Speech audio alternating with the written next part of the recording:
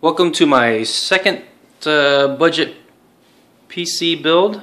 A few years ago I created another PC that I referenced as a budget gamer build. This is my second attempt at creating another budget gamer tower, and I didn't do as much research this time to try to find some good component price items, but I felt like I did a pretty good job. Feel free to comment, and I'll just go on with what I purchased. So first off, I have a Corsair tower. It's a 400R. It's their, I believe it's the Graphite series, or no, I'm sorry, the Carbide series. One of the reasons why I picked this is because the box has kind of bows out on both sides, and there's a lot of ventilation and a lot of places to put fans for further upgrades, and this cool little handle if you want to carry it. I think it comes with 3 fans, one in the back, 2 in the front. There's 2 in here that are lighted, I do believe, and its ability to there's these little screws that don't come off that are kind of nice. Oops. And its ability to hide the wires behind these. I don't know if you can see that or not, but its ability to hide the wires behind this panel here, where my other one did not have that. So with that said, I feel that this would be a much better case to start with. First and foremost, I wanted to do an AMD chip this time. This is the FX 8-core Black Edition, the 8320. I believe it says, see if I can focus in, 3.5 gig, 16 megabyte total cache. I think that's 8 times 2 megs. I don't know if that's per core or what, but whatever. The ratings on this were pretty high compared to the dollar amount, because it was only $120, and I don't think there was anything at that price point that was faster than it. There's faster chips, obviously, but they were all 200 to God knows what. So anyway, my last build, I had a Corsair 400 watt. Had no problems with it. And then I wasn't sure if that was going to handle this build, so I went ahead and got this 750M, CX750M. Hopefully this handles this 8-core. I don't know. I didn't really do a whole lot of research. I just said, well, let's pick this one that looks like a good one. There was 2 750 watt Corsair power supplies. This one, I believe, had extra plugs, maybe, or maybe this was different, where it had something. I'm not sure.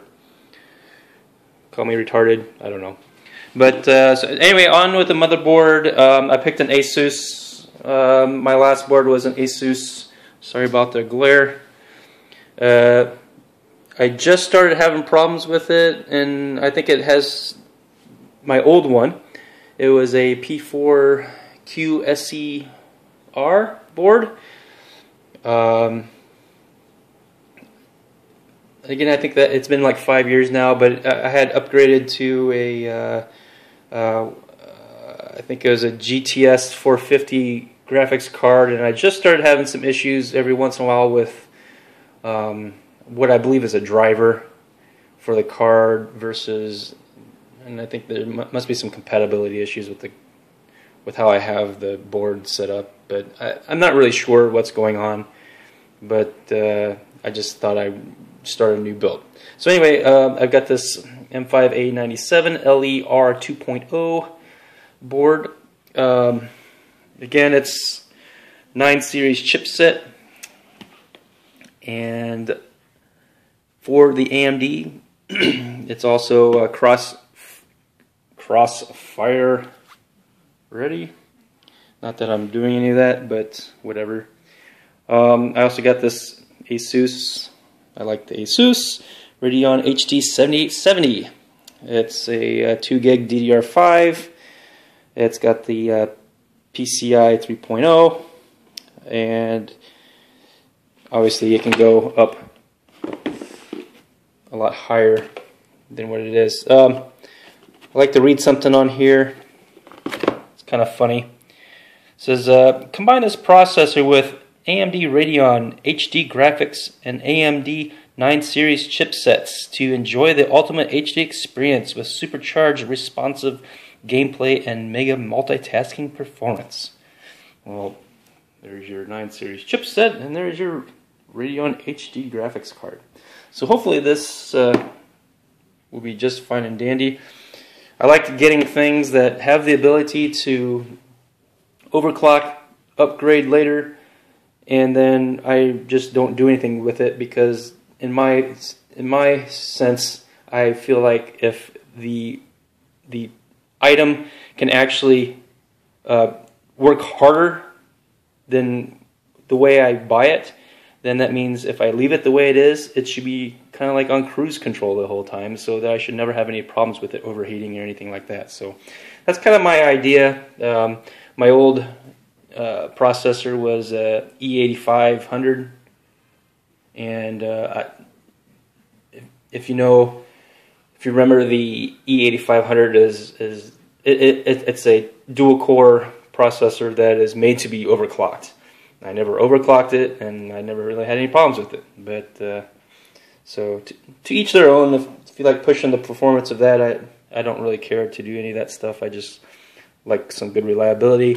I like good performance to price ratios, and I'll continue on.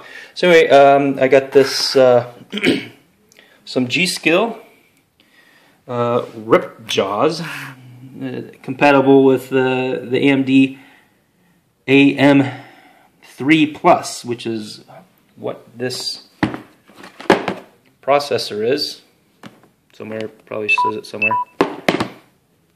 And so this is two, I believe it's two 8 gig sticks. Yeah.